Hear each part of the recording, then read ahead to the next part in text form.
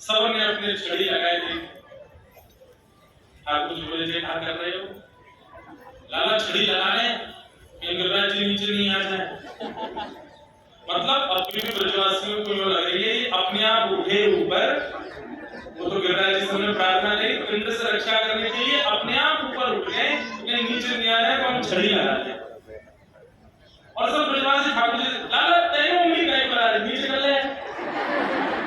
हम यहाँ छड़ी लगा रहे कि उंगली पेड़ों पर खड़ा है। ठाकुर जी बोले मैंने उंगली नीचे कर ली तो सबने चटनी बन जाओ। अच्छा तेरी उंगली पर रखे गिरिराज जी बोलो और नहीं तो था।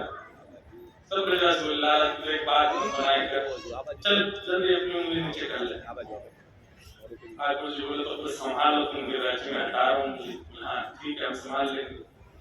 जैसे ठाकुर जी ने नए उंगली नीचे करी महाराज, सबकी छड़ियां टूटने लगी, चट चट चट करके दूर दूर तक सब ब्रजवासी अरे लाला संभाल संभाल संभाल भागा दौड़ी जैसी होने लगी। ठाकुर जी ने फिर से अपनी उंगली लगाई और फिर से गिरिराज जी ऊपर की ओर अधर हो गए और गिरिराज जी सबको अब दूर दूर तक एक भी ब्रजवासी की छड़ी नहीं है, अकेले ठाकुर जी की नक पर उंगली पर नहीं। एक तो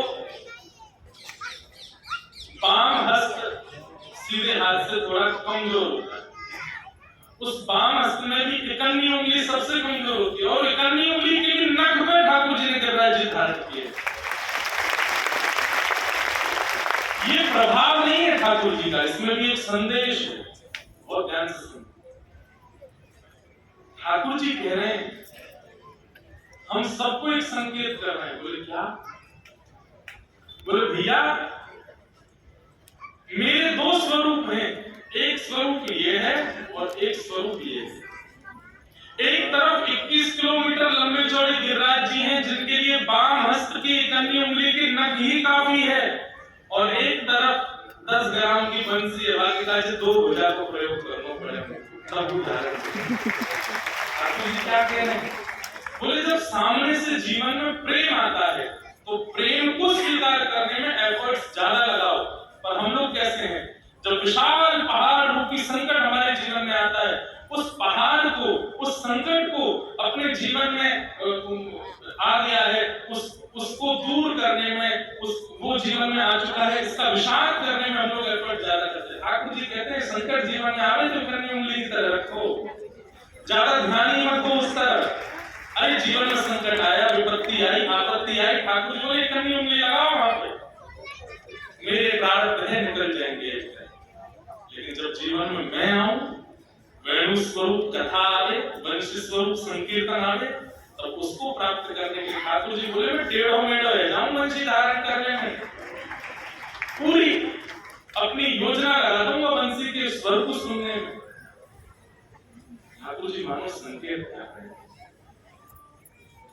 जीवन में प्रेम आवे, भक्ति आवे, भाव आवे, सद्भाव आवे, सेवा आवे, उसको स्वीकार करो पूरे एफर्ट्स के साथ। और जीवन में जब संकट आवे तो नहीं लगाना, मतलब थोड़ा एफर्ट तो लगाना है, पर कितना लगाना है? बोले इतना ही लगाना है बस।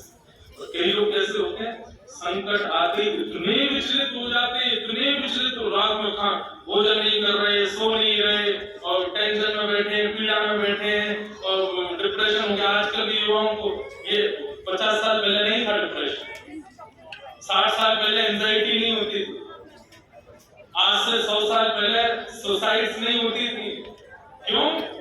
क्योंकि संगठन को जूझना, सहना और उनको बहुत एफर्टलेसली अपने जीवन में स्वीकार करना लोग जानते थे। आज का जमाना अलग, यहाँ पर बैकलैशेस होते हैं, दुनिया भर के प्रपंच होते हैं, अलग अलग बातें होती हैं, लोग दुनिया के कुछ भी कहते हैं और सामने वाला उसको सह नहीं पाता, वो उसको ऐसे स्वीकार करता हो इसने मेरे बारे में क्या कर दिया, इसने मेरे साथ ऐसा क्यों कर दिया, मेरे पैसे क्यों खर्च हो गए, मेरा काम क्यों चला गया, मेरी जॉब क्यों चली गई, मैं फेल क्यों हो गया।